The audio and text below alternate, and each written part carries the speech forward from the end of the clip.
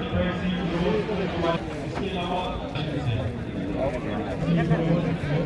सारा काम एचडीपी के पूरे यूपी में एजेंसी जो है डिपार्टमेंट का एक सीड सर्टिफिकेशन एजेंसी जो है ये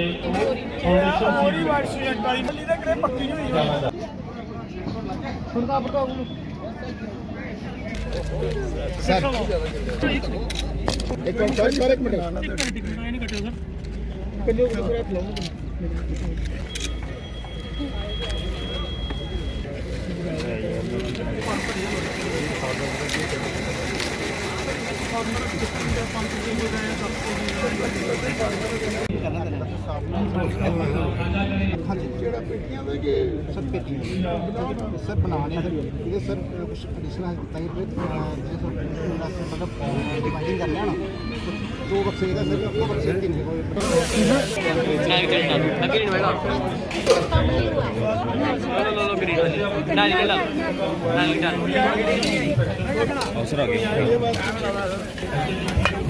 स्टेक होल्डर्स हैं सर्टिफाइड सीड प्रोड्यूसर आपका है नहीं हो जाता है सीड फॉलो कर रहे हैं ना हमारे ऑफिसर चलिए साइड सर इस तरफ यस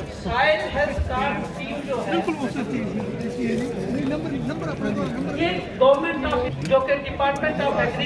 एग्रीकल्चर प्रधानमंत्री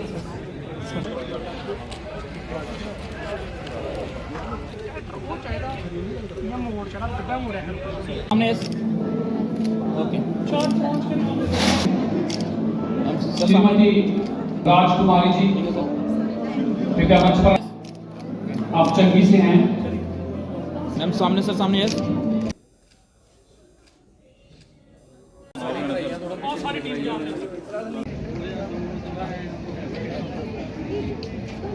हमने एक उद्देश्य से ये मेला लगाया है जो हमारा एचडीपी का एक प्रोजेक्ट है, project number 1 seed and seed multiplication chain का। उसी के तहत हमने एक मेला यहाँ पे आयोजित किया है जिसका मेन उद्देश्य यही था कि किसानों को एक तो जो एचडीपी के जितने 29 प्रोजेक्ट्स हैं उनके बारे में जानकारी दी जाए और जो किसानों ने इसमें जो फ़ायदा ले चुके हैं उनको यहाँ बुला के और जो नए किसानों के साथ एक इंटरेक्शन करवाया जाए ताकि जो नए किसानों को भी जानकारी मिल सके कि किस तरीके से हमारे फेलो किसानों ने फ़ायदा लिया है और इसका हम भी फ़ायदा लें। और इसके जो मेन हाइलाइट्स इस किसान मेले के रहे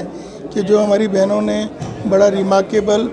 अचीवमेंट की है, खासकर मिलेट्स में मिलेट रेस्टोरेंट जो कि एचडीपी के तहत इनको दिया गया था, जो उन्होंने प्रोडक्ट बना के अपनी आमदनी कर रही हैं, बढ़ा रही हैं, वो मेन अट्रैक्शन था इस मेले का। देन नई टेक्निक्स जो हाइड्रोपोनिक हाई वैल्यू वेजिटेबल्स हैं, एक्जॉटिक वेजिटेबल्स हैं या फॉडर है, हाइड्रोपोनिक टेक्निक से कैसे तैयार किया जा सकता है। जैसे आपको पता है कि सारा साल ग्रीन फॉडर की अवेलेबिलिटी अपने मवेशियों के लिए नहीं होती, लेकिन हम वो ग्रीन फॉडर की उपलब्धि कर सकते हैं due with this hydroponic technique. Thirdly बहुत बड़ा एक मशीनरी मेला था जिसके तहत मैकेनाइजेशन के जो जोर है, जो वैसे भी भारत सरकार का प्रयास है 2037 तक जो फार्म पावर को 7.50 तक लेके जाने का, उसकी शुरुआत हो चुकी है। उसका भी एक प्रदर्शन था कि किस तरीके से किसान